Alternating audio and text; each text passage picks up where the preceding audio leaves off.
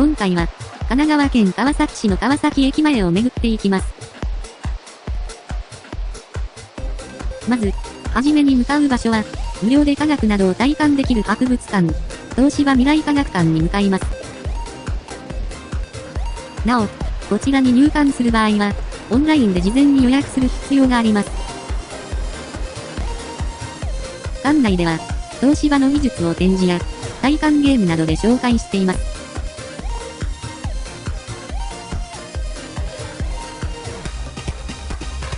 これは、電球に関する展示です。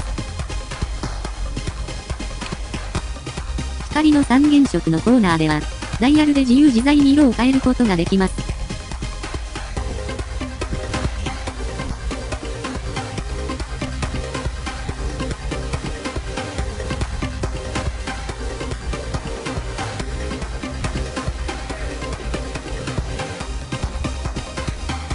このように、未来技術の基盤も展示されていました。ちなみに、私の声も、東芝の技術を使用されています。地熱発電システムとか、マニアックなものもありました。次は、ストリートピアノがある高層ビル、ニューザ川崎に向かいます。ニューザ川崎は、音楽ホールがある高層ビルです。よく、オーケストラの会場などで利用されています。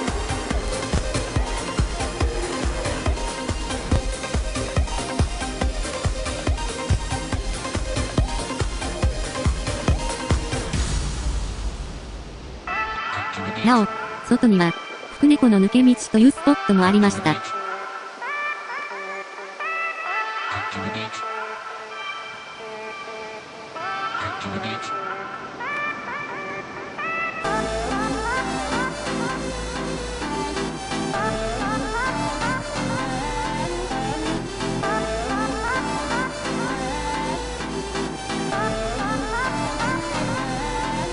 このように、疲れたらゆっくり休むこともできます。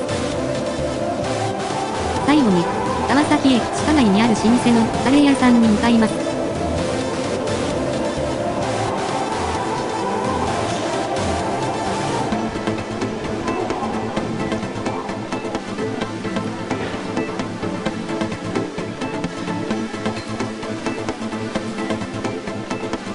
こちらのカレーハウスは、ファストフード感覚で気軽にカレーを味わうことができます。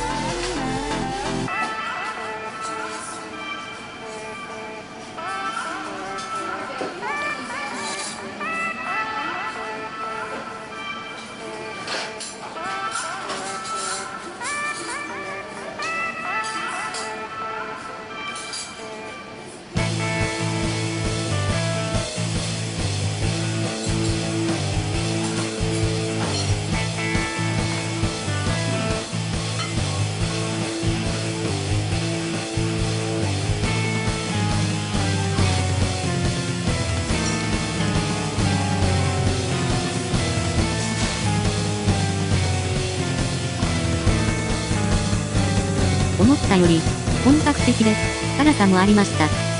今回の旅は、これで終わります。